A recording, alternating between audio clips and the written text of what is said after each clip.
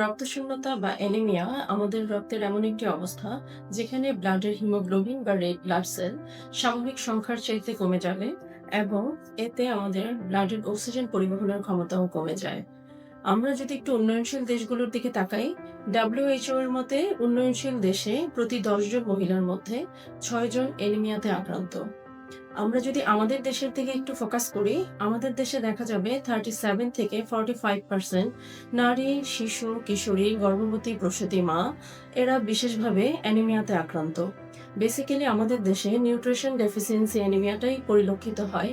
কারণ খাবারে যদি আয়রন, ভিটামিন B12 এবং ফলিক অ্যাসিডের ঘাটতি থাকে, তাহলে অনায়াসেই বলা যাবে ওই ফ্যামিলিতে যেকোনো একজন ব্যক্তি অ্যানিমিয়াতে আক্রান্ত হতে পারে।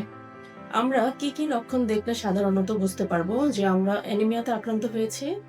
সর্বপ্রথম দেখা যাবে যে ব্যক্তি অ্যানিমিয়াতে আক্রান্ত তার অনেক শারীরিক দুর্বলতা হয়, ক্লান্তি বোধ হয়, মাথা ঘুরাবে, মাথা ঝিমঝিম করবে, বুকে ব্যথা হবে, বুক ধড়ফড় করবে এবং কোনো সময় দেখা যায় যে অধিক শ্বাসকষ্ট হয়। কোনো সময় ক্ষুধা কমে যায়, প্রচণ্ড খাবারে অনীহা হয়।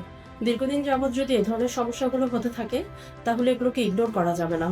কারণ এগুলোকে যদি আমরা ইগনোর করি, দেখা যাবে এখান থেকে কিডনিতে সমস্যা, হার্টের সমস্যা, ইভেন এমন হতে পারে হার্ট ফেইলিউর পর্যন্ত হতে পারে। হার্ট অ্যাটাক হয়ে যেকোনো সময় মৃত্যু পর্যন্ত হতে পারে।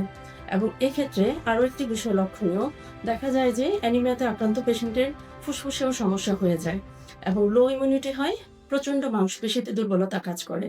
তো আপনি যদি এ ধরনের কোনো সমস্যায় আক্রান্ত হন, অবশ্যই আপনার নিকটে যেকোনো অভিজ্ঞ ডায়েটিশিয়ানের পরামর্শ নিবেন।